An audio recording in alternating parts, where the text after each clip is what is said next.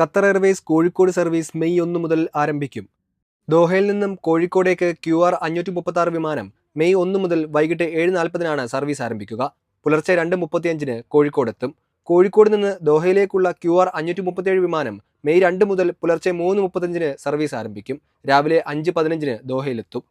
ബഹ്റൈനിലേക്കും ഡമസ്കസിലേക്കുമുള്ള സർവീസുകളും മെയ് 1 തന്നെ ആരംഭിക്കും. തടസ്സപ്പെട്ടിരുന്ന ആഗോള വിമാന സർവീസ് ശൃംഖല ഘട്ടം ഘട്ടമായി പുനഃസ്ഥാപിക്കുന്നതിന്റെ ഭാഗമായാണ് നടപടി. ഇതിനോടൊപ്പം ദുബൈ ഷാർജ സർവീസുകൾ ഏപ്രിൽ 23 മുതൽ സജീവമാക്കിയിട്ടുണ്ട്. മനാമയിലേക്ക് മെയ് 1 മുതലായിരിക്കും സർവീസ് ആരംഭിക്കുക. സെപ്റ്റംബർ 15 വരെ ടിക്കറ്റ് എടുത്തവർക്ക് ഒക്ടോബർ 31 വരെ അധിക നിരക്കില്ലാതെ തീയതി മാറ്റാനോ റീഫണ്ടിനോ സൗകര്യമുണ്ടാകും. കഴിഞ്ഞ ദിവസം വിദേശ വിമാന കമ്പനികളുടെ സർവീസുകളും തുടങ്ങുന്നതായി ഹമദ് അന്താരാഷ്ട്ര വിമാനത്താവളം പ്രഖ്യാപിച്ചിരുന്നു.